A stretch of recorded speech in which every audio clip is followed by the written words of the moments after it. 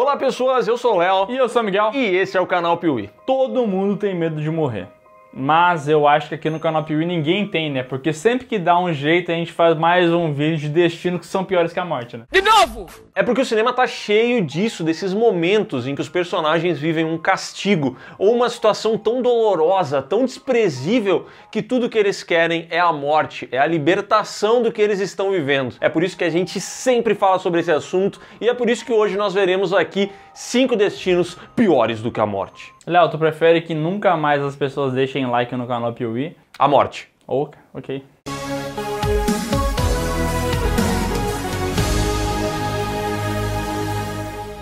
Existe um subgênero na literatura que é o tal do terror cósmico, que muita gente fala que é impossível de adaptar para o cinema, porque quando tu vai para a literatura é mais fácil tu pegar e falar sobre criaturas indescritíveis, sobre algo que tu não consegue nem conceber com uma forma, porque tu nunca viu antes, com uma cor que caiu do espaço e tu não sabe explicar qual cor é essa, porque você nunca viu na sua vida. Na literatura funciona, no cinema fica difícil, né? Difícil, velho, muito. Existem poucos casos de filmes que abordam terror cósmico e deram certo. Talvez um bom exemplo seja A Beira da Loucura, filme do John Carpenter. Mas, recentemente, nós tivemos justamente A Cor que Caiu do Espaço, filme de 2019, protagonizado pelo Nicolas Cage. Not the bees, not the bees! Cara, que imitação perfeita.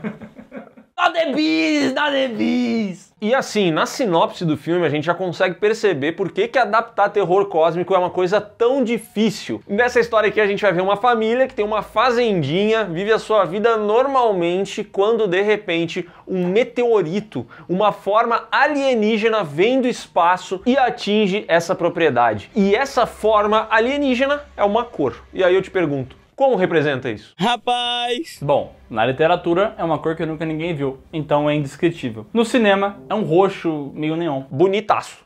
É um roxo bem bonito. Mesmo não sendo um filme genial, essa adaptação do conto do H.P. Lovecraft consegue entregar bons momentos, e momentos bem perturbadores, porque tem uma hora que essa cor atinge a mãe e o filho dessa família com um raio. E sabe o que esse raio faz? Funde mãe e filho num corpo só.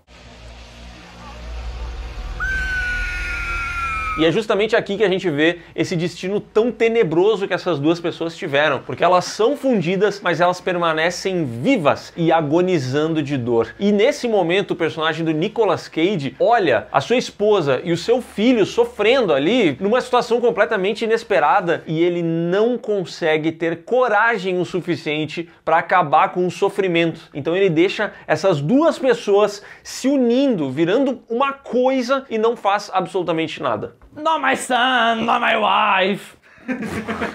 Ok.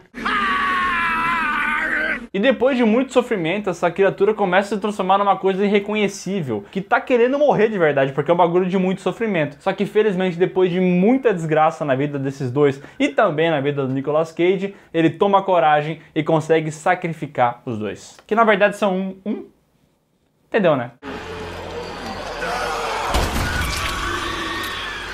E é curioso que ele só consegue fazer isso quando essas pessoas já ficaram completamente irreconhecíveis, quando já não existe mais humanidade naquela criatura. Então ele fez com que a sua esposa e o seu filho sofressem o máximo, até o fim, assim, ele deixou até realmente não ter mais sofrimento para acabar com eles. Que é um frouxo!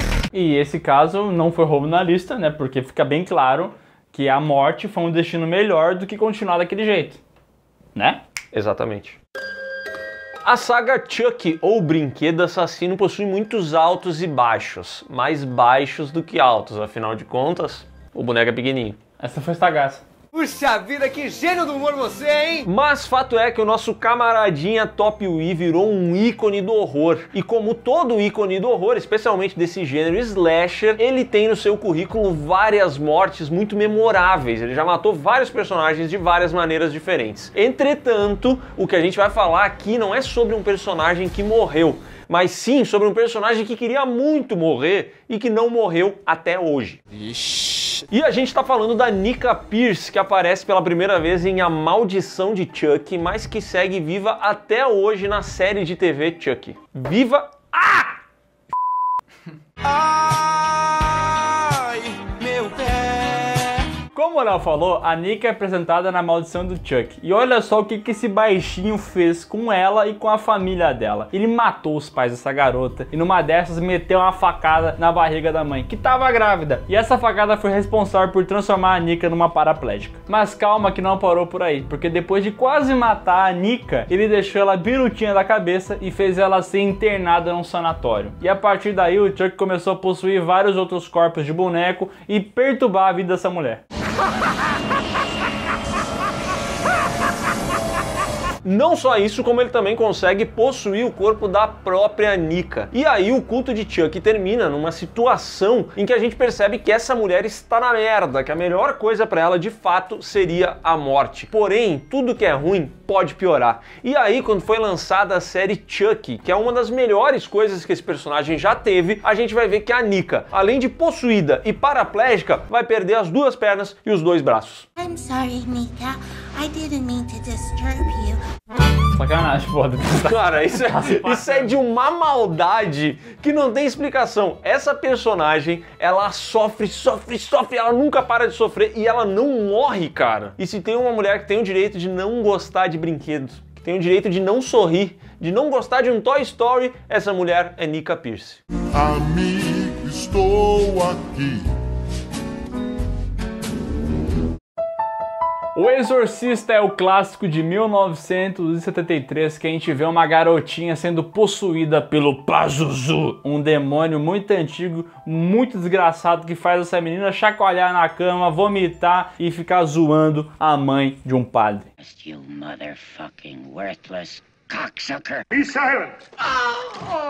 E esse filme é considerado por muitos um dos mais assustadores que já foi feito, mas ele não nasceu nos cinemas, e sim na literatura, onde o autor William Peter Blatty lançou o livro O Exorcista e depois veio a ser roteirista desse mesmo filme aqui, que foi dirigido pelo William Friedkin. Acontece que depois do lançamento desse filme e de todo o sucesso que ele fez, de todo o buzz que ele gerou, uma continuação foi feita, O Exorcista 2, O Herege, que é um filme horroroso. Inclusive tem um vídeo aqui no Piuí onde a gente fala só sobre ele e ele também tá na nossa saga. Então o destino pior que a morte seria ter que ver esse filme? Put a bullet in my head and kill me right now.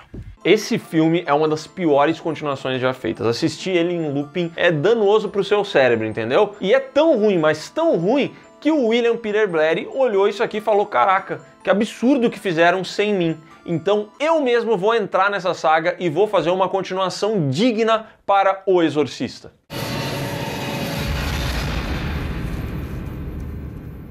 Ele escreveu e dirigiu O Exorcista 3, que mostra que o final lá do filme original é um pouco diferente do que a gente imaginava. Porque, para relembrar você, o Padre Karras... Padre Karras? Porque, para relembrar você, no meio daquele exorcismo, o Padre...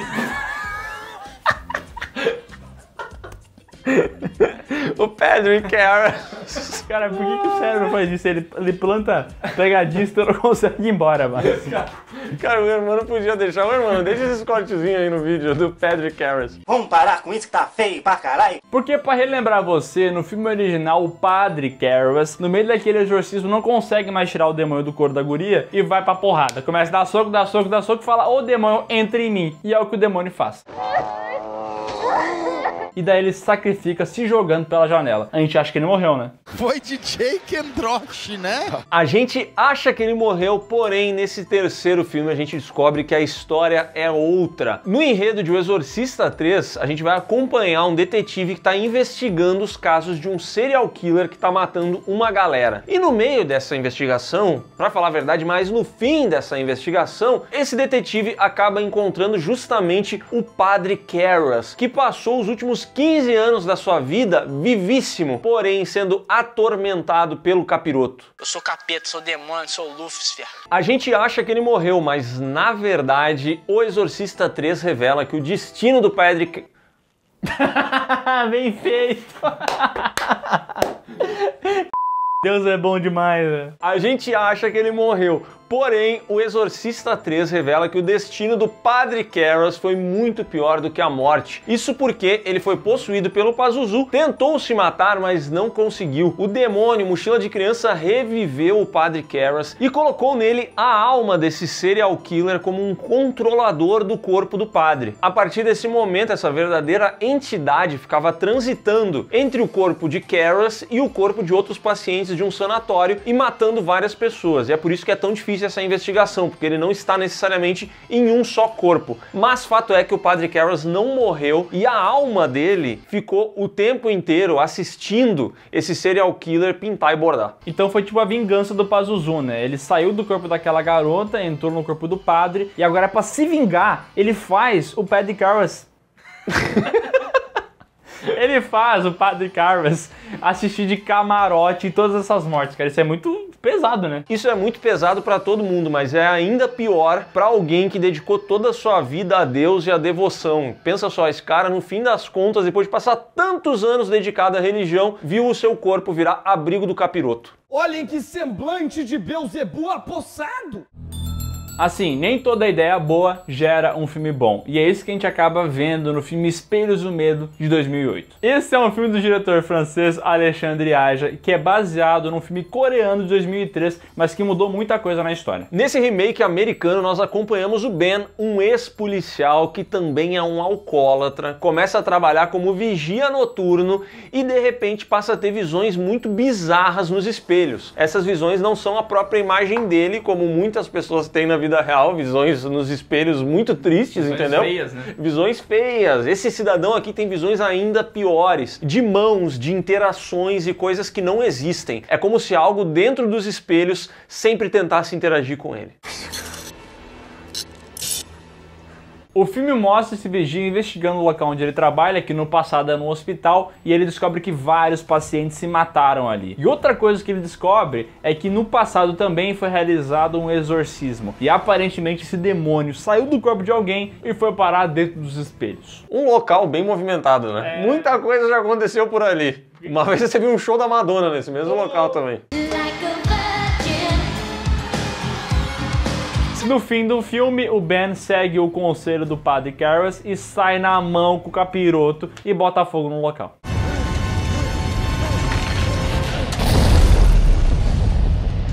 Depois disso, o filme acaba. Só que não, porque é aí que vem o grande plot twist. Depois disso, o Ben sai alegremente do local com aquela sensação de dever cumprido. E é nesse momento que ele começa a perceber que todas as escritas que ele enxerga estão ao contrário. E ele ainda avista um corpo sendo recolhido, o seu corpo, porque esse cidadão morreu e acabou sendo aprisionado dentro desses mesmos espelhos. Ou seja, agora a alma dele vive para sempre ali, observando o que acontece do lado de fora, sem poder fazer absolutamente nada. E ele tá vivo? Porque, tipo assim, o corpo dele tá morto, mas ele tá vivo? A alma dele tá viva? O que é vivo? O corpo ou a alma? Entendeu? Minha cabeça tá explodindo. É porque esse filme é assim, é uma grande explosão de cabeça. Ele tem vários plot twists. Mas é um destino pior. Ele vai passar a eternidade inteira assistindo o mundo sem poder fazer absolutamente nada. Cubo é um filme independente de 1997 que acompanha várias pessoas presas, olha só, num cubo. E lá tem várias armadilhas, então essas pessoas vão morrendo tentando escapar desse lugar.